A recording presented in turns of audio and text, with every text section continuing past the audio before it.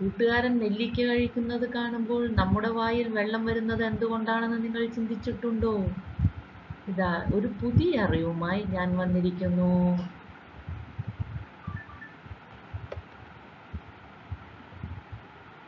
അടുത്തുള്ള കൂട്ടുകാർ പച്ചമാങ്ങയോ പച്ചപ്പുളിയോ കടിച്ചു തിന്നുമ്പോൾ മാത്രമല്ല, അതിനങ്ങപ്പുറത്ത് വല്യമ്മച്ചി മീൻ വറുക്കുന്നതിൻ്റെ മണം കിട്ടുമ്പോഴും, ചിലപ്പോൾ സ്കൂളിലെ ഉച്ചയൂണിന് മണി മുഴങ്ങുമ്പോഴും നമ്മുടെ വായിൽ വെള്ളം വരുന്നത് എന്തുകൊണ്ടാണെന്ന് നിങ്ങൾ ചിന്തിച്ചിട്ടുണ്ടോ?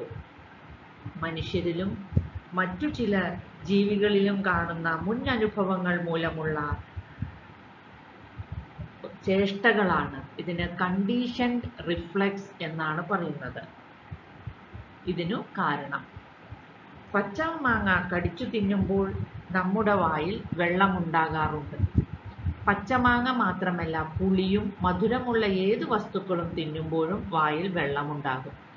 പച്ചമാങ്ങ തിന്നാതിരിക്കുമ്പോഴും പച്ചമാങ്ങ കടിച്ചു തിന്നുമ്പോഴത്തെ അനുഭവം തലച്ചോറിന് ഓർമ്മയുണ്ടാകും. തൽഫലമായി ഭക്ഷണത്തെക്കുറിച്ച് ചിന്തിക്കുമ്പോഴും മറ്റുള്ളവർ ഭക്ഷണം കഴിക്കുന്നത് കാണുമ്പോഴും തലച്ചോറിന് ഭക്ഷണത്തെക്കുറിച്ചുള്ള നാഡീ സന്ദേശങ്ങൾ ലഭിക്കും.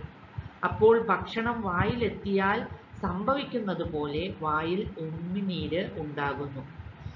പച്ചമാങ്ങ, പച്ചപ്പുളി എന്നിവ കടിച്ചു തിന്നുമ്പോൾ സാധാരണയിൽ കൂടുതൽ ഉമിനീർ ഊറി വരുന്നത് നമുക്ക് അനുഭവമുണ്ടല്ലോ. അതുകൊണ്ട് ഈ വക സാധനങ്ങൾ മറ്റാരെങ്കിലും കടിച്ചു തിന്നുമ്പോൾ നമ്മുടെ വായിൽ വെള്ളമുണ്ടാകുന്നു.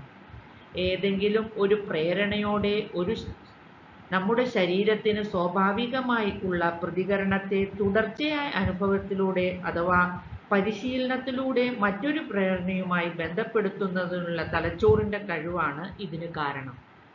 സ്കൂളിൽ ഉച്ചയൂണിന് ബെല്ലടിക്കുമ്പോൾ ഭക്ഷണത്തിൻ്റെ ഓർമ്മയുണ്ടാവുകയും വായിൽ വെള്ളം ഉണ്ടാവുകയും ചെയ്യുന്നു. ഇതുതന്നെയാണ് ഇതിനു കാരണം.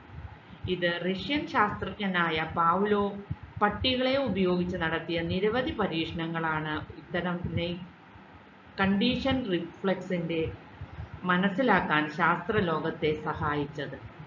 ഇതുപോലുള്ള കൂടുതൽ അറിവുകൾക്കായി സബ്സ്ക്രൈബ് ചെയ്യുക. നന്ദി, നമസ്കാരം.